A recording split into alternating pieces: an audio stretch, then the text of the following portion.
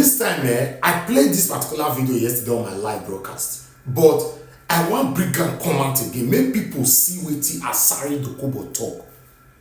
Asari Dokubo on the national TV, on Chinese TV, threatening Nigerian government stylishly. This country don't finish. Una know say this is not the first time Asari Dokubo don't threaten the Nigerian government. Not be the first time Asari Dokubo don't threaten anybody for this Nigeria. It's very sad that people like this can never be arrested. If this man could walk away majestically from that Chinese television, that studio, nobody, he said they never burn that person. Listen to Asari Dokubo. Years of Wike cannot stop it. Nobody can stop it. Nobody. We are saying it openly. I am saying it. Nobody can stop the job people from doing what we want to do. They never burn that person. It is wrong for the president to come out to say that people should go and obey the judgment of the Supreme Court, the supremacy of the judiciary. When the law does not stand as the law, when the pronouncement of individual becomes the law, then it is dangerous. You are asking people to resort to self-help. Right. The president can save the situation by falling back to the doctrine of necessity, by calling both parties to a round table to resolve this logjam. That's the only solution now. Because they have added more feathers to the feathers of the wings of Messiah Wike and his followers to continue with their impunity, to continue. How can the Supreme Court give a judgment that have collective punishment of the people of Rivers State by seizing the allocation of Rivers State? By seizing the allocation of Rivers State. So as long as this crisis continues, the Rivers people will not enjoy the benefit of their resources, which is being given to the federal government. All right. And part of it is given to them. Let me follow up with this question, Alhaji.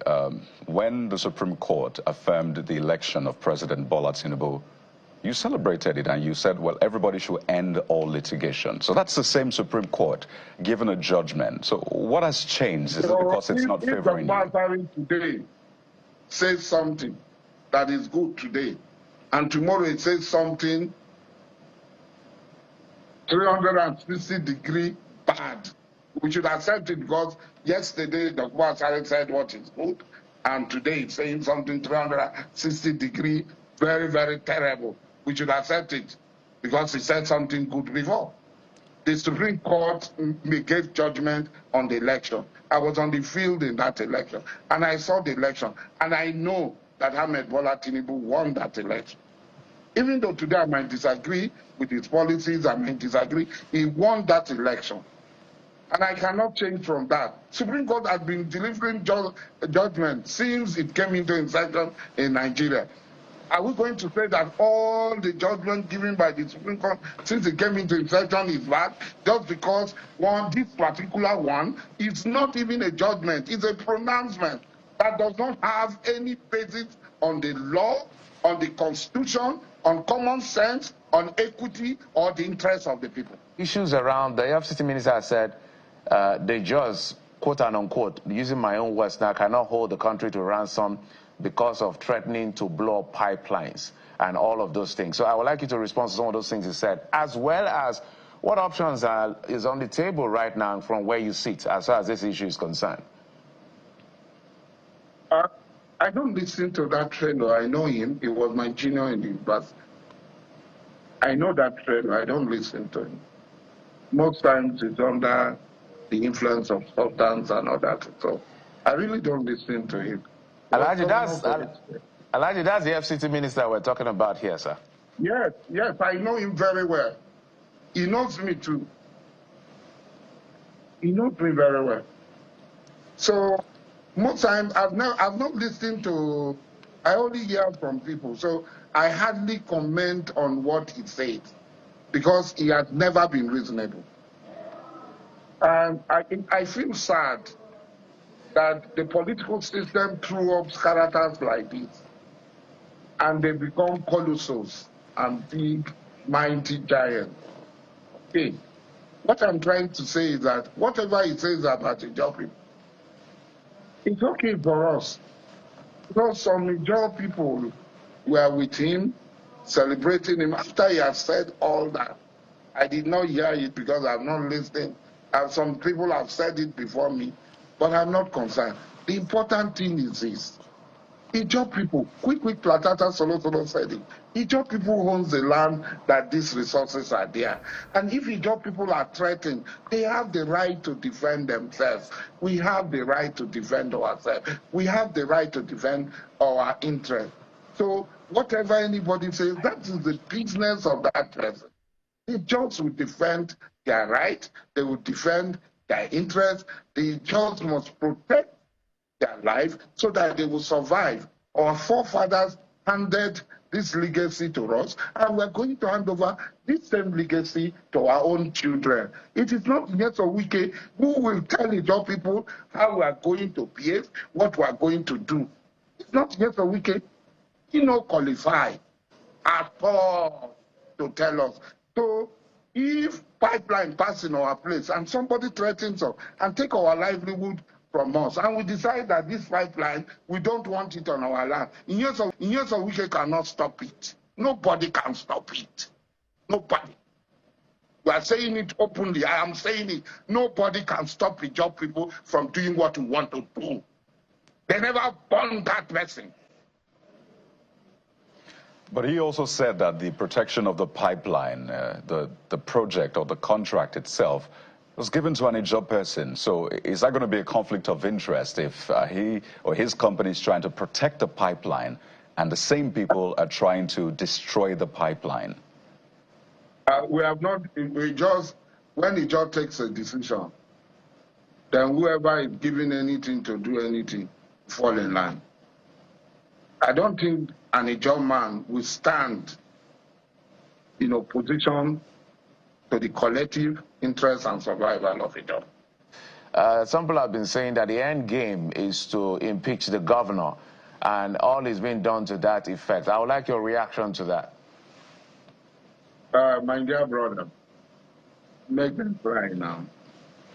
They have the power, they have the number. Make them try. Make them try. See, this is how it started in the former Western region, Operation Ready. This is how it started in the Western region, little by little. And as somebody who is close to President Ahmed Bola Tinubu, who has so much love for President Ahmed Bola Tinubu, I've been crying out. I've been crying out on top of my 6-story building, calling on Ahmed Bola Tinubu that this cry space, this Goliath you have created in Rivers State, the same way that Goliath fell in other realms, this Goliath will be brought down by the people of Rivers State. And if the Goliath is brought down, the consequences of it will be far-reaching. And that's why I am calling on President Bola Tinubu. The ball is in his court. The matter is on his table. And it's a matter of ultimate urgency that he, a President Ahmed Bola Tinubu, my friend before, should be able to handle this matter and resolve it. And let there be no victor, no vanquished. Naturally, the question... I don't know what to say. Well, the question that naturally jumps out next, Alhaji, you said you love President Bola Tinubu very much. And then you said in the same breath that your friend before.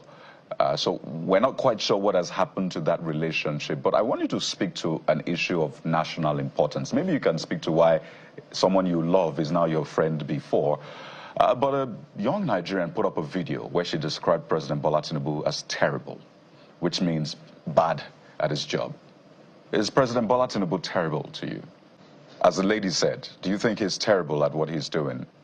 I cannot say it's terrible. It's a vicious circle in Africa. It's a vicious circle in Nigeria, where one government comes after the other. They say they want to change. The issues are the same.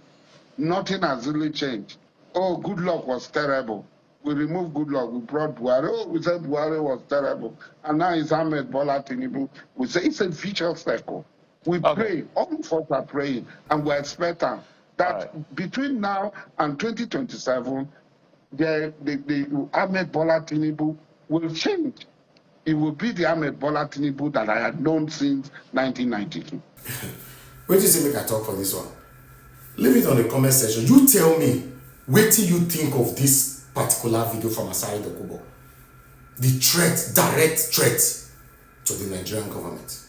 My people, I appreciate every one of you. Like, share our videos. This is NAIJA Watch Media. Join us every day, 7 p.m. on our live broadcast so that you and I can interact together. Take care and bye for now.